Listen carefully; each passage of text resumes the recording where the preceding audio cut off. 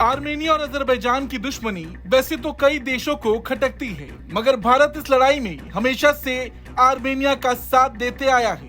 भारत ने उसे जंग में कई हथियार निर्यात किए हैं और तो और अब भारतीय वित्त मंत्रालय के ताजा आंकड़ों के मुताबिक आर्मेनिया भारत के हथियारों का सबसे बड़ा आयातक देश बन गया है। आर्मेनिया ने भारत के साथ आकाश एयर डिफेंस सिस्टम और Pinaka multiple launch rocket system खरीदा है। आर्मेनिया ने अजरबैजान से लड़ने के लिए और अपनी रक्षा क्षमता को बढ़ाने के लिए हमेशा से भारत की मदद ली है। रूस भी हमेशा से आर्मेनिया का करीबी रहा, लेकिन रूस यूक्रेन युद्ध के बाद आर्मेनिया को ज्यादा हथियार मुहैया नहीं करा पाया और ऐसे में आर्मेनिया ने नागोर्नो काराबाख युद्ध में हार के बाद भारत के हथियारों की खरीद को और बढ़ा दिया।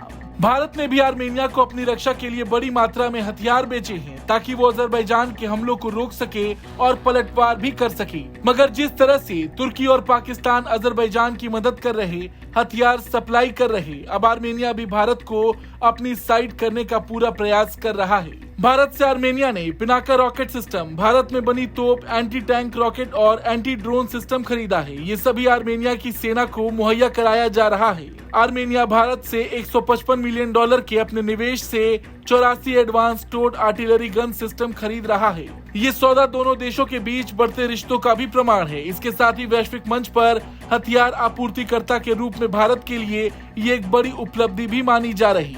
और अगर देखा जाए तो बीते कुछ सालों में आर्मेनिया ने हथियारों के लिए रूस पर अपनी निर्भरता को कम करते हुए भारत की ओर हाथ थामा है।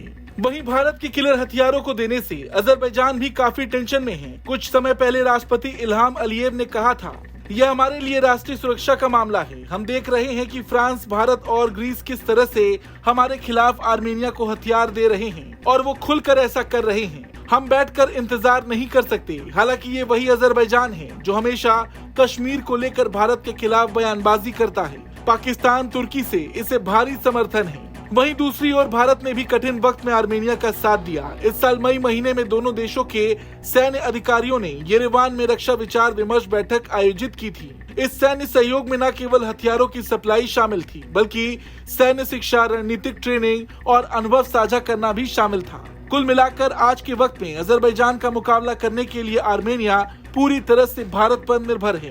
भारत ने भी कई घातक हथियार आर्मेनिया को दिए हैं। वित्त मंत्रालय के ताजा आंकड़ों से ये बात खुलकर सामने भी आ चुकी है। खैर, इस पर आपका क्या कुछ कहना है, कमेंट करके जरूर बताएं। ब्यूरो रिपोर्ट, भारत तक।